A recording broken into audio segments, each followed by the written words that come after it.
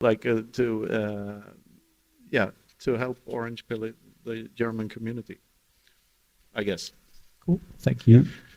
And then I wanted to touch on another thing that Knut was saying about getting people talking, and that's another strategy that's been used just by us being Bitcoiners. And so with nation states, when you speak to a high-level politician, you speak to a country, a president, or someone like that, they then, that conversation will they don't have to do anything about it yet, but the fact that you spoke to this president and that's been publicized means that the president next door is thinking, oh, what are they talking about?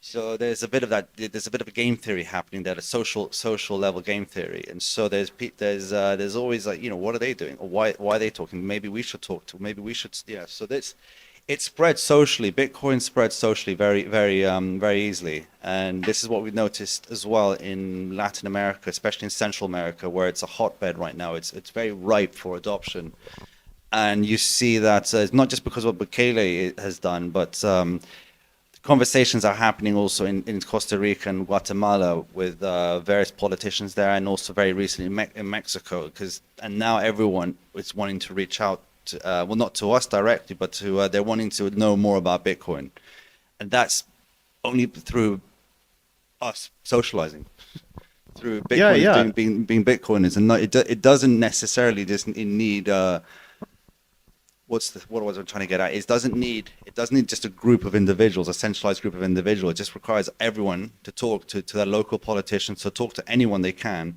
and that socializes. Yeah, And that's what Bitcoin is. You know that Starship Troopers meme. I'm doing my part. Like, Yeah. oh, you do your part. Like, and that's how we grow. And if we all do it, the thing is inevitable because it's better for people than the legacy system. So, like, yeah. Keep on doing what you're doing. Shall we? Have we switched to questions now, Philip? Or Are we asking questions or? I don't know. Oh, no. What is the maximum velocity of an unladen swallow and such? All right. How long have we been talking? Half an hour. Yeah. So maybe we should take it to questions to start a discussion, because this is supposed to be a conversation between all of us and not just us dorks up here.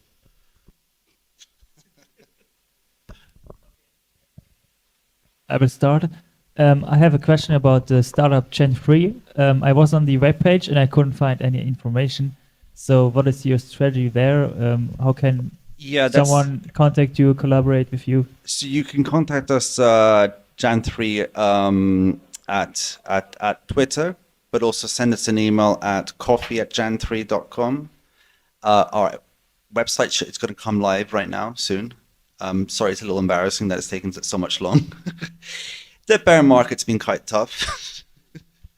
Was that coffee@jan3.com? Yeah, coffee@jan3.com. Oh, it makes sense. Yeah, coffee. That makes absolutely no sense, but okay. Well, but is there anything you want to know right now? I have been there a few weeks ago and I was just wondering if there is some information or if it's hidden with a plan. So No, I mean, there's some things that we're going to keep secret, like some meetings for obvious reasons, but otherwise our strategy is open for everyone to know that we are really dead set on nation state adoption, hyper-Bitcoinization, and we're going to speak to as many people as possible. And we have our products on the side. Obviously, we need to generate revenue. Yes, we can't just work from consultancy fees. That's tough. But we have a wallet that that's going to be released very shortly. It's called Aqua, and it's Bitcoin only, but with USDT on Liquid sidechain, which is on Bitcoin Liquid sidechain.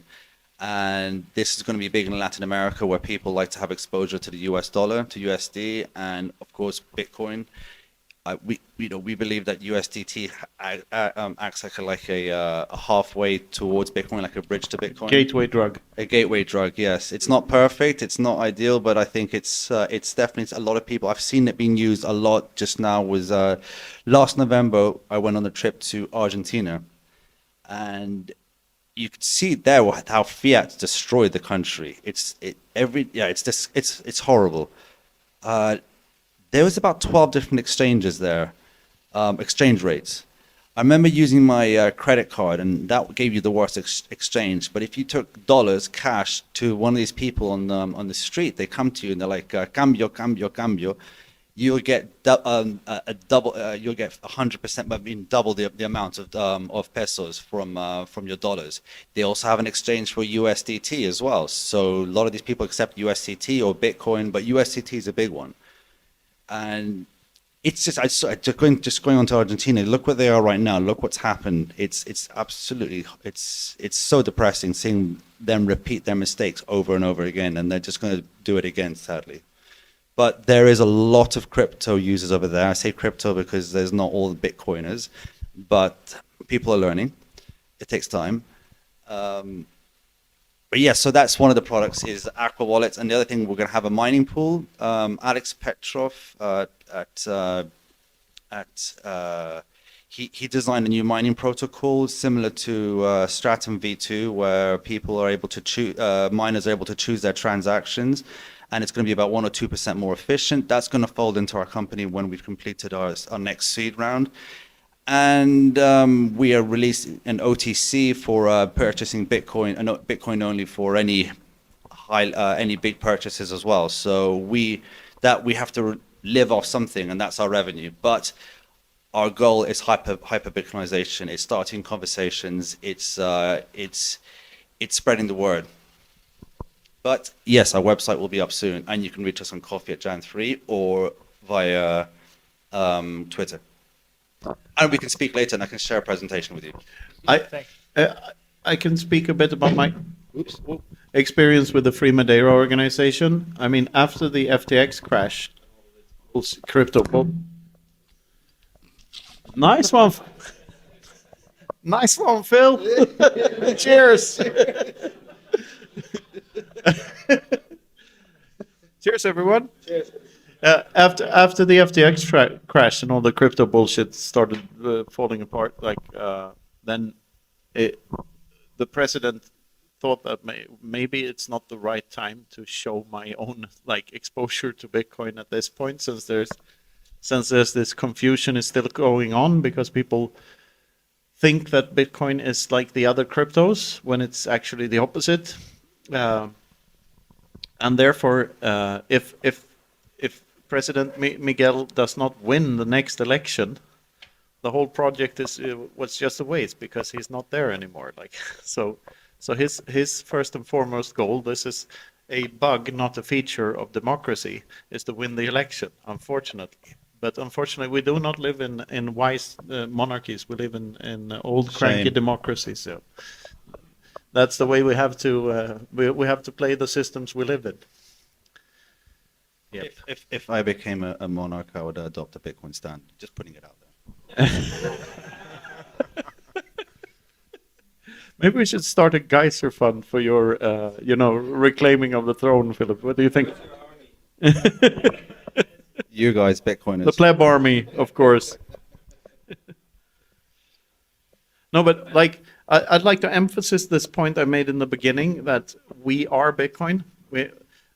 The saying goes, we're all Satoshi, but it goes deeper than that. We're all Bitcoin. So we all have to play our part, and we are the ones that are making this thing happen, because we are Bitcoin. It cannot function without us, and it cannot, we're the ones that need to make it happen. So yeah. Try to influence everyone you can, especially if they're in positions of power. And don't feel embarrassed. I have a question. So first of all, thank you for coming here, both of you. In the preparation of this event, we have announced you, Filip, as a speaker, and we said, okay, we are thrilled and happy that you join us on Twitter. And you know that there was a very controversial discussion about this, and the accusation was that how could we, as freedom-loving Bitcoiners, invite a monarch who is an advocate for monarchy and wants to enslave us all, basically. So, just summing it up. Yeah, you got me there. I want to enslave you guys. So, what would you say to those critics, and what's your viewpoint on democracy in general? Firstly, it's lovely to be a hotel princess.